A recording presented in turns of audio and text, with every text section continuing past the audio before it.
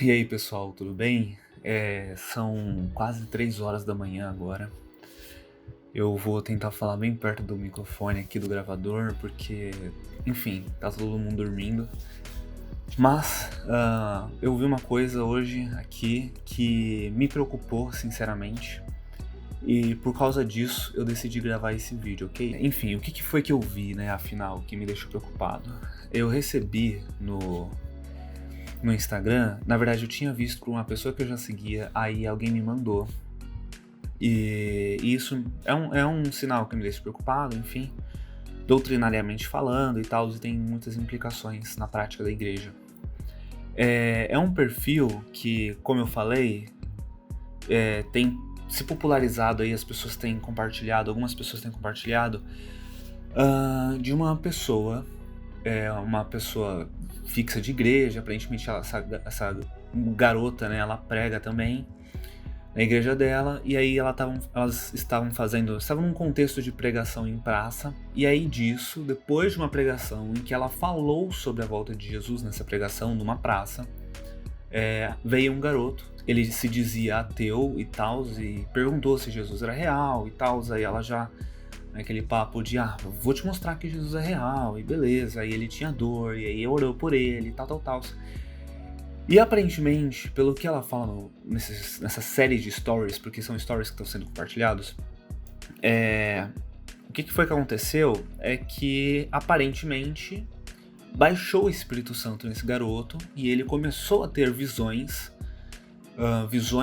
apocalípticas, muito igual pelo menos na descrição que essa garota faz nos stories, muito igual ao livro de Apocalipse que nós temos. E começou a falar em línguas, e meu Deus do céu, e a igreja que se prepare.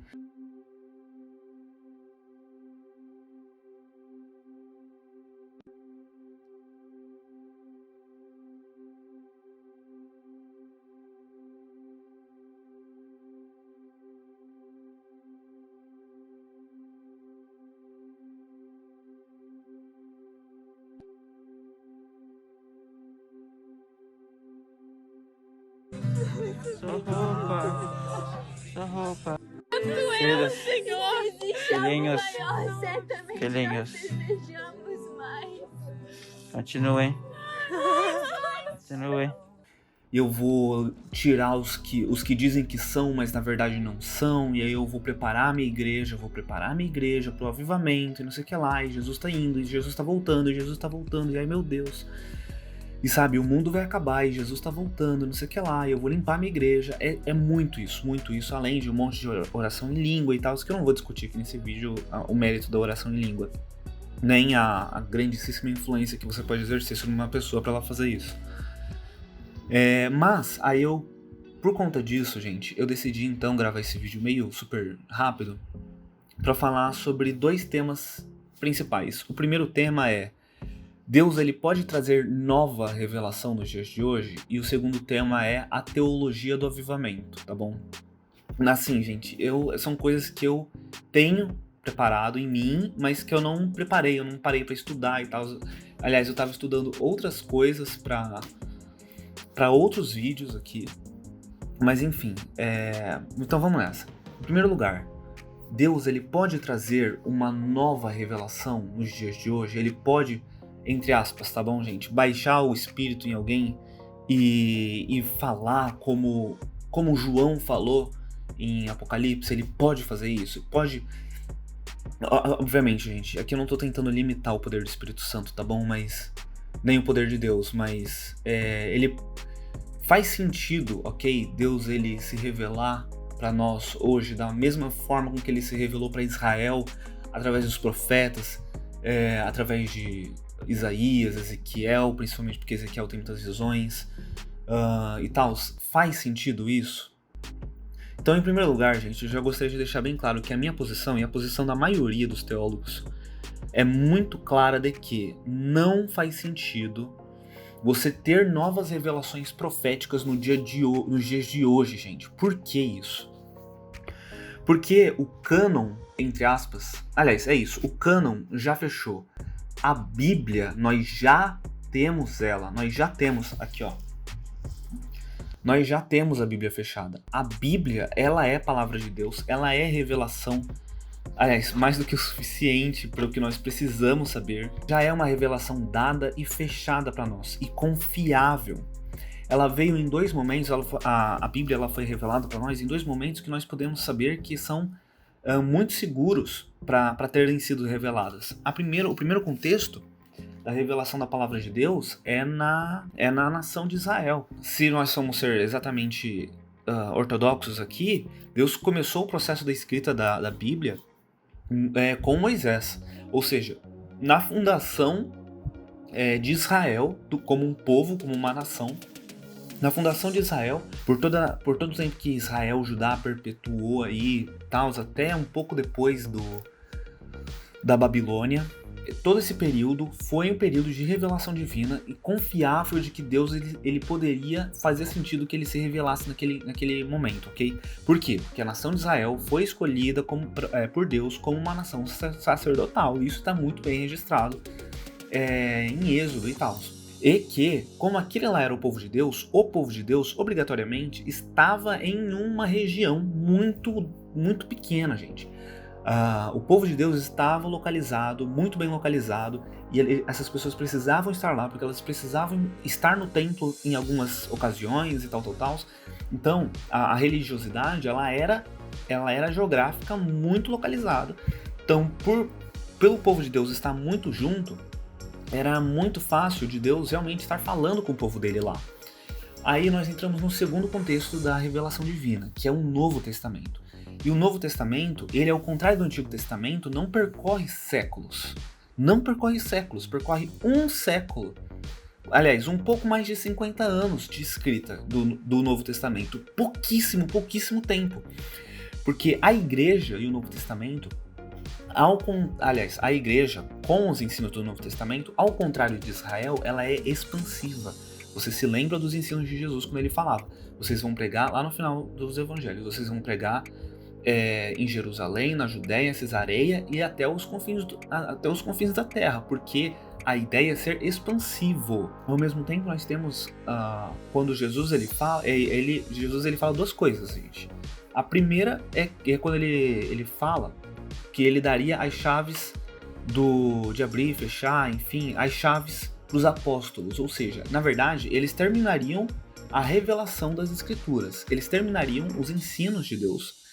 E isso se concretiza muito, muito facilmente. Primeiro na verdade, se a gente for pensar no desenvolvimento do Novo Testamento, primeiro com as cartas, e as cartas elas eram vistas como palavra de Deus, as cartas dos apóstolos.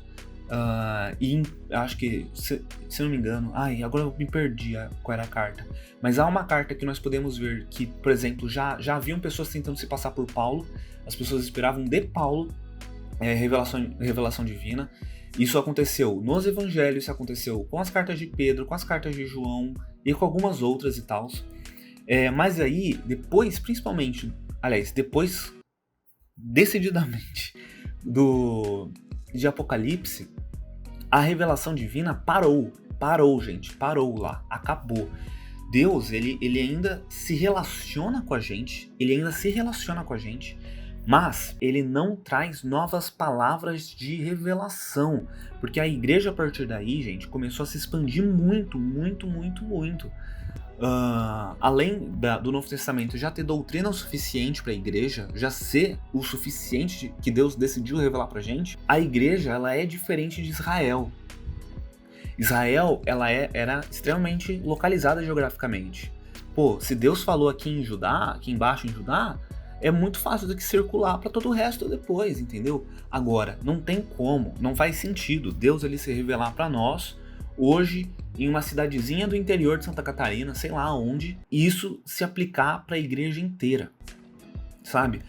Porque eu tive uma visão, porque em 2000 e não sei quanto Jesus vai voltar. Gente, quantas vezes a gente já não viu isso acontecendo?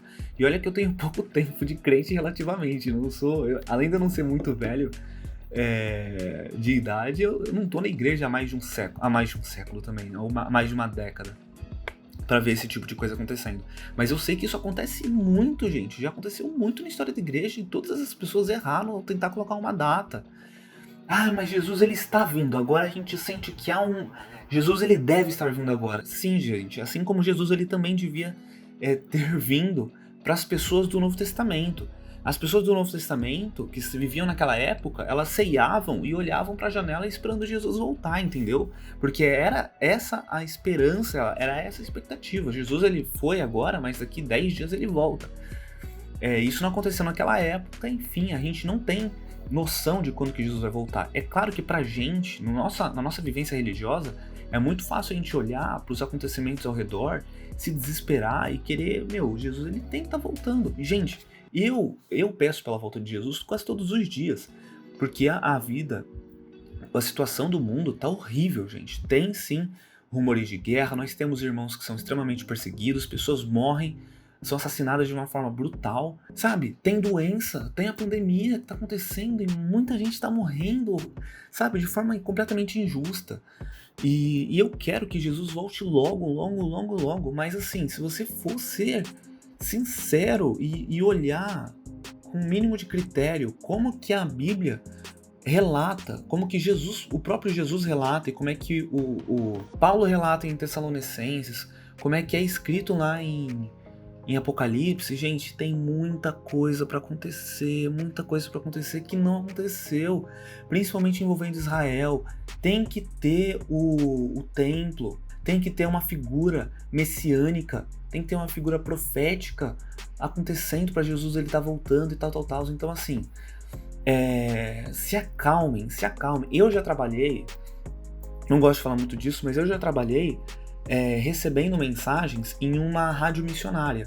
E, cara, eu já recebi mensagens, porque eu respondi o WhatsApp dessa rádio, do Brasil inteiro, de gente que do nada tinha uma revelação, sabe? E vai ser amanhã, e vai ser depois de amanhã, e vai ter espírito batendo na porta. Aí isso roda o WhatsApp, gente, de uma maneira... Coloquem as crianças pra dentro, porque vai ter espírito batendo na porta e não sei o que lá, vai ser espírito de morte, igual foi lá em Êxodo. E, enfim, tô falando que isso, infelizmente, é uma coisa muito comum da gente ver. Infelizmente, uma coisa muito comum e até que faz parte da nossa religiosidade, sabe? A gente vê isso acontecendo no Antigo Testamento, sabe? Do nada, você tinha pessoas que tinham um ofício profético, que falavam verdadeiramente a voz de Deus, e que algumas delas, né, como o próprio Ezequiel, tinham experiências místicas de êxtase, por exemplo, de incorporar o espírito e tal, e falar como se não fosse ele. Porém, você ainda tem outras formas proféticas, entende? Mas como eu falei, não faz sentido Deus ele se revelar novamente pela boca de uma nova pessoa hoje, trazendo nova revelação. Toda a revelação que nós temos está aqui, ó. Está aqui na Bíblia. Toda a revelação que nós precisamos está aqui. E assim, já é muita coisa, gente, pra gente seguir. Já tem muita coisa pra gente seguir aqui. Quanto ao mais, eu vou falar agora sobre a teologia do avivamento, que avivamento está muito relacionado na cabeça do crente, principalmente pentecostal. O avivamento está muito relacionado à volta de Jesus, tá bom? Mas eu vou separar agora, até pro vídeo não ficar muito longo, para depois eu editar o áudio e o vídeo, então pera aí que eu vou parar tudo aqui.